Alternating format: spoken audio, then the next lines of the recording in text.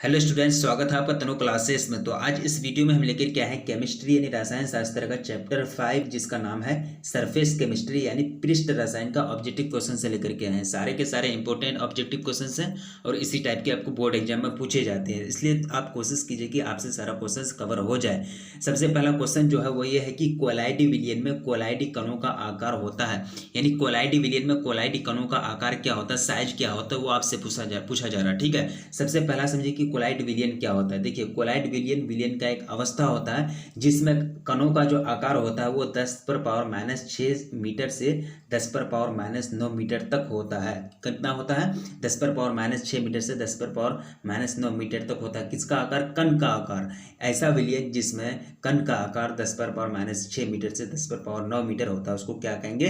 कोलाइडी विलयन कहेंगे। A colloidal solution is a state in which the particle size used between 10 to the power minus 6 meter to 10 to the power minus 9 meter, that is called colloid विलयन, colloid solution. ठीक, यहाँ जो आपको कह रहा है कि इसका साइज इसमें भी आ सकता है नैनोमीटर में। ठीक, नैनोमीटर जैसे कि 1 नैनोमीटर से 1 nm से कितना इसका साइज होता है? 1000 nm होता है, यानी 1000 nm तक होता है।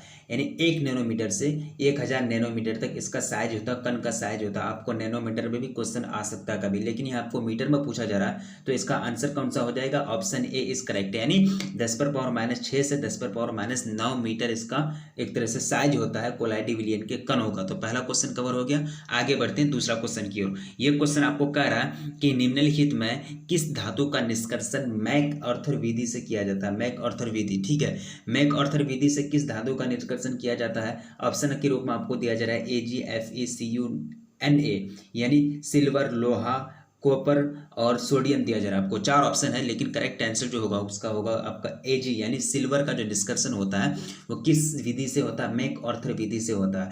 और मैक-ऑर्थर विधि को मैक-ऑर्थर साइनाइड विधि भी कहते हैं। मैक-ऑर्थर विधि का दूसरा नाम क्या है? मैक-ऑर्थर साइनाइड विधि भी कहते हैं। और इसमें चांदी जो है ना, यानी सिल्वर का जो निष्कर्षण मुख्यतः अर्जेंटाइट अयस्क से होता है। अर्जेंटाइट अयस्क से किसका निष्कर्षण किया जाता है? मुख्यतः सिल्वर का। किस विधि से? मैक-ऑर्थर विधि से या फिर मैक-ऑर्थर साइनाइड विधि से। और ये अयस्क जो होता है, ये जो Ag सिल्वर होता है, ये बहुत काफी तन्य होता है। मतलब तन्य का मतलब ये होता है कि इसको खींच करके लंबा किया जा सकता है, इसका वायर बनाया जा सकता है। इस तरह से दूसरा क्वेश्चन कवर हो गया। आगे बढ़ते हैं तीसरा क्वेश्चन की ओर। ये आपको कह रहा कि किसी गैस के ठोस सतह पर अधिशोषण की मात्रा निर्भर करती है। किसी गैस के, यानी किसी, एक तरह से आपको पूछा जा रहा है कि किसी गैस के ठोस सतह पर अधिशोषण की मात्रा जो एक तरह से क्वांटिटी होता है वो किस पर निर्भर करता है, किस पर डिपेंड करता है? पहला आपको ऑप्शन के रूप में दिया जा रहा है, 4 ऑप्शन है। गैस के ताप पर, या फिर गैस के दाब पर, या फिर गैस की प्रवृत्ति पर, या फिर उपयुक्त में से सभी।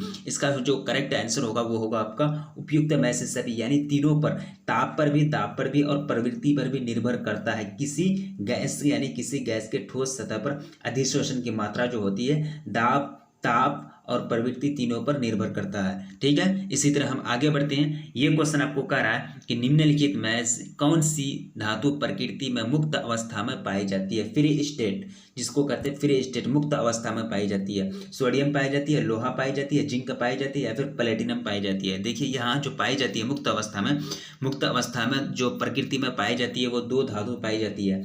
एक होता है गोल्ड Au, जिसको औरम कहते हैं, सोना, और दूसरा होता है आपका प्लेटिनम Pt। ठीक है, ये दोनों जो होती है ना, इसकी रिएक्टिविटी जो होती है, जिसको सक्रियता हिंदी में कहते हैं सक्रियता, रिएक्टिविटी जो होती है बहुत लो होता है, काफ़ी कम होता है, जिसके कारण ये फ्री स्टेट यानी एक तरह से मुक्त अवस्था में पाई जाती है, गोल्ड और प्लेटिनम। लेकिन यहाँ आपको ऑप्शन में गोल्ड नहीं दिया जा रहा है, आपका प्लेटिनम है, तो यह करेक्ट क्या हो जाएगा? प्लेटिनम ऑप्शन सही हो जाएगा। यानी प्लेटिनम ऐसी धातु है जो प्रकृति में मुक्त अवस्था में पाई जाती है। ठीक है, इसी तरह हम आगे बढ़ते हैं। काफ़ी इंपॉर्टेंट सारे क्वेश्चन जो है काफ़ी इंपॉर्टेंट हैं और इसी टाइप के आपको बोर्ड एग्जाम में पूछे जाते हैं। तो चलिए आगे जो आपका क्वेश्चन है कि ब्राउनियन गति का कारण है। ब्राउनियन गति जो होता है, यानी जिगजैग मोशन जो होता है, ऐसे करके कण जो गति करता है टेढ़ा मेढ़ा रास्ता में जो गति करता है, उसका कारण क्या है, उसका एक तरह से वजह क्या है, वही आपको पूछा जा रहा है। ठीक है, देखिए उसका वजह ये हो सकता है द्रव्य अवस्था में ताप का उतार चढ़ाव, ये भी वजह क्या वजह यह है, यह भी एक तरह से कारण हो सकता है कि कोलाइडी कणों पर आवेश के आकर्षण प्रतिकर्षण या फिर परिक्षेपण माध्यम के अणुओं का कोलाइडी कणों पर संघात या फिर कणों का आकार। लेकिन इसका जो करेक्ट आंसर होगा ना वो होगा परिक्षेपण माध्यम के अणुओं का कोलाइडी कणों पर संघात होता है। यानी कोलाइडी विलयन यानी ब्राउनियन गति जो होता है, क्या होता है कि परिक्षेपण माध्यम के अणुओं में कोलाइडी कणों पर संघात के कारण होता है, यानी जिगजैग मोशन होता है। इस तरह से पांचवा क्वेश्चन कवर हुआ। आगे बढ़ते हैं छठा क्वेश्चन की ओर। ये क्वेश्चन आपको कह रहा है कि ठोस पदार्थ पर किसी द्रव का परिक्षेपण कहलाता है, क्या कहलाता है, सॉइल कहलाता है, जेल कहलाता है, पैस कहलाता है या फिर फोम कहलाता है। क्या कहलाता है ठोस पदार्थ पर किसी द्रव का परिक्षेपण? ये जो कहलाता है ये जेल कहलाता है। जेल क्या कहलाता है? एक तरह से ठोस पदार्थ पर किसी द्रव का परिक्षेपण जो कहलाता है वो क्या कहलाएगा? जेल कहलाएगा। ठीक है, इसी तरह हम आगे बढ़ते हैं सातवां क्वेश्चन की ओर। सातवां क्वेश्चन आपको कह रहा है, सिंपल सा क्वेश्चन है कि आइसक्रीम के निर्माण में जिलेटिन का उपयोग किया जाता है। क्यों किया जाता है? क्योंकि जिलेटिन से आइसक्रीम का स्वाद अच्छा हो जाता है, या फिर जिलेटिन बर्फ के कणों को बांधे रखते हैं, या फिर जिलेटिन बर्फ के कणों का संकंदन से रक्षण करती है, या फिर जिलेटिन आइसक्रीम का मूल्य घटाने के लिए मिलाई जाती है। क्यों इस्तेमाल किया जाता है आइसक्रीम के निर्माण में जिलेटिन का? यही सवाल आपको यह पूछा जा रहा। क्यों इस्तेमाल किया जाता है? क्योंकि जिलेटिन बर्फ के कणों को संकंदन से रक्षण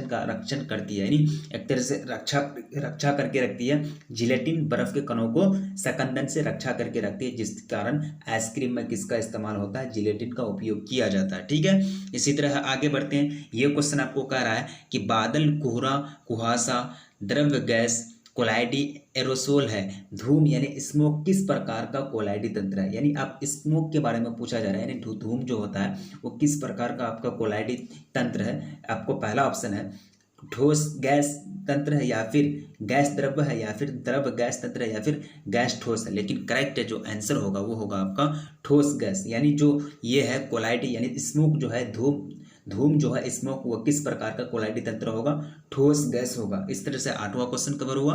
आगे बढ़ते हैं नौवां क्वेश्चन की ओर। काफी इंपॉर्टेंट है, इसी टाइप के आपको बोर्ड एग्जाम में पूछे जाते हैं। ठीक है, इसलिए इग्नोर नहीं करना।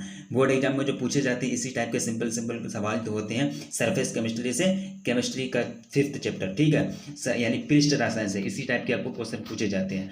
और आगे बढ़ते हैं नौवां क्वेश्चन की ओर। ये क्वेश्चन आपको कह रहा है कि स्वर्ण संख्या सबसे कम होती है, लो यानी लोवेस्ट सबसे किस में होगा? जिलेटिन में होगा, अंडे के एल्ब्यूमिन में, या फिर गोंद में, या फिर स्टार्च में। स्वर्ण संख्या जो होती है वो सबसे कम होती है जिलेटिन में। किसमें? जिलेटिन में कम होती है। इस तरह से नौवां क्वेश्चन भी कवर हो गया। आगे बढ़ते हैं 10वां क्वेश्चन की ओर। ये क्वेश्चन आपको कह रहा है कि कोहरा निम्न में से किस प्रकार के कोलाइडल सिस्टम का उदाहरण है? कोहरा जो है वो निम्न में से किस प्रकार के कोलाइडल सिस्टम का उदाहरण है, एग्जाम्पल है? उस गैस का द्रव्य में विलयन, या फिर द्रव का गैस में विलयन, या फिर ठोस का द्रव में विलयन, या फिर द्रव का द्रव में विलयन। आपको एक तरह से बताना है कि कोहरा जो है किस कोलाइडी सिस्टम, आप पढ़े होंगे कोलाइडी सिस्टम अलग अलग तरह के होते हैं, लेकिन कोहरा जो है वो कौन सा कोलाइडी सिस्टम को एक तरह से उसको शो करता है, उसको प्रदर्शित करता है। कोलाइडी सिस्टम का कौन सा उदाहरण है? कोहरा। देखिए ये जो उदाहरण है ये है आपका द्रव का गैस में विलयन। इस तरह से 10वां क्वेश्चन कौन सा आंसर सही हुआ? Option B is correct. देखिए लिक्विड प्लस गैस करेंगे तो एक तरह से एरोसोल निकलता है, यानी कोहरा निकलता है।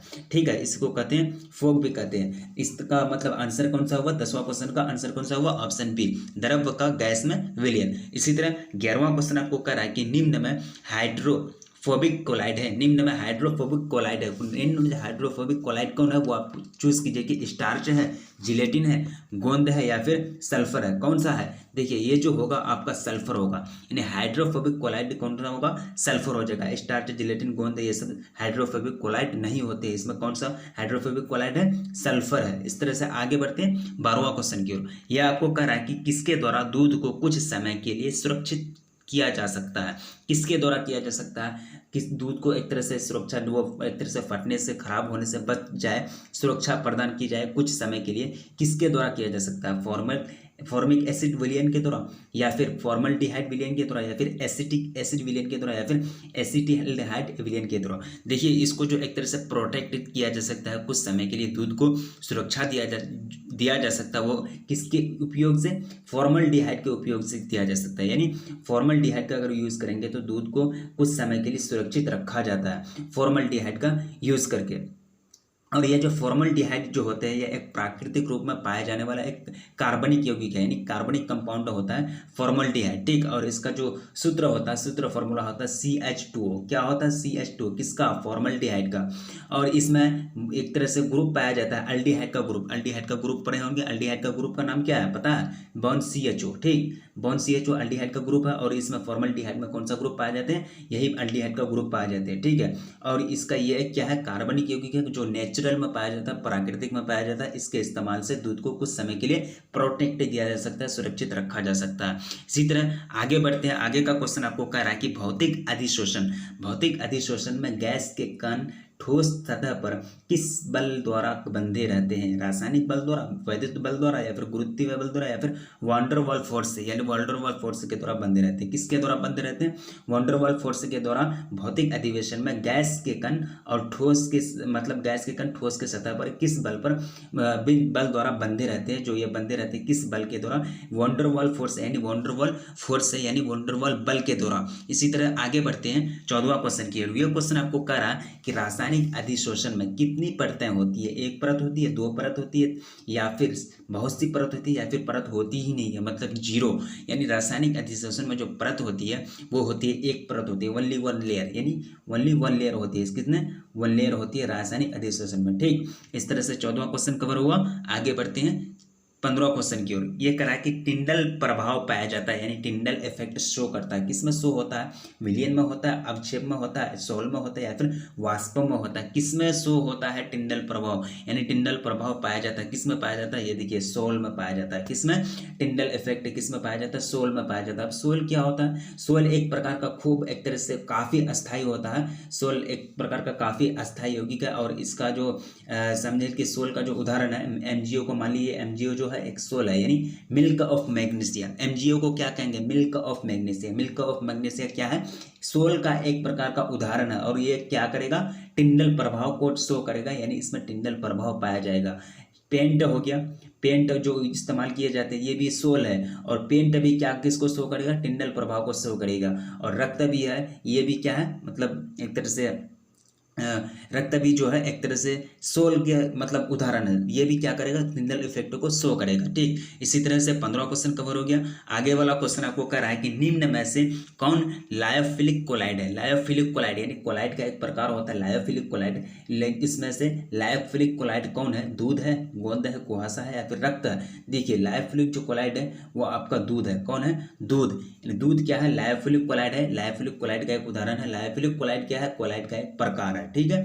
16वां क्वेश्चन कवर हो गया। आगे बढ़ते हैं, 16वां क्वेश्चन आपका कवर हो गया। आगे बढ़ते हैं 17वां क्वेश्चन की ओर। 17वां क्वेश्चन आपको कह रहा कि निम्न में कौन सा गुण कोलाइड विलयन के आवेश से स्वतंत्र है, यानी फ्री स्टेट, यानी फ्री कोलाइड गुण का ऐसा गुण है, यानी निम्न में कौन सा गुण कोलाइड विलयन के कोलाइड विलयन के आवेश से स्वतंत्र है। इलेक्ट्रोऑस्मोसिस, या फिर टिंडल प्रभाव, या फिर कोएगुलेशन जिसको स्कंदन कहते हैं, या फिर वैद्युत कण संचालन। कौन सा गुण, यानी निम्न में कौन सा गुण कोलाइड विलयन के आवेश से स्वतंत्र रहता है, बिल्कुल फ्री रहता है। देखिए ये जो गुण है आपका टिंडल प्रभाव, यानी टिंडल इफेक्ट जो है वो एक तरह से कोलाइड विलयन के आवेश से बिल्कुल स्वतंत्र रहता है, फ्री रहता है, ठीक है। इस तरह से ये क्वेश्चन आपको कह रहा है कि पृष्ठ पर किसी आणविक स्पीसीज के केंद्रीकरण की घटना कहलाती है अवशोषण कहलाती है, अधिशोषण, या फिर संगुणन, या फिर इनमें से कोई नहीं। ये जो कहलाती है वो अधिशोषण कहलाती है। क्या कहलाती है, अधिशोषण। यानी पृष्ठ पर किसी भी आणविक स्पीसीज के केंद्रीकरण की घटना को क्या कहेंगे, अधिशोषण कहेंगे। इस तरह से हमको टोटल कितना क्वेश्चन कवर किए, 18 क्वेश्चन कवर किए। टोटल कितना, 18 क्वेश्चन कवर किए। यानी सरफेस केमिस्ट्री का सारे के सारे इंपॉर्टेंट्स हैं। और सरफेस केमिस्ट्री जो चैप्टर है आपका, इसी टाइप के आपको क्वेश्चन पूछे जाएंगे, ठीक है। उसमें ज़्यादा न्यूमेरिकल बेस्ड क्वेश्चन नहीं आता है इसमें, इसलिए थ्योरी वाला क्वेश्चन आपको ऑब्जेक्टिव के रूप में पूछे जाएंगे। एक तरह से सरफेस केमिस्ट्री में चैप्टर 5 में, यानी जिसका ये रसायन यानी पृष्ठ रसायन का, यानी कि बहुत इंपॉर्टेंट चैप्टर है केमिस्ट्री का, रसायन शास्त्र का। और इसमें सब्जेक्टिव क्वेश्चंस और ऑब्जेक्टिव क्वेश्चन से बार बार बोर्ड एग्जाम में पूछे जाते हैं। इसलिए आप लोग कोशिश कीजिए कि आप एक तरह से नोट बनाइए, नोट बनाते हुए चलिए और इसी तरह से तैयारी करते रहिएगा। अच्छा नंबर आएंगे, अच्छा रिजल्ट आएंगे। उम्मीद रखिए, फिर मिलेंगे नेक्स्ट वीडियो में। तब तक के लिए जय हिंद।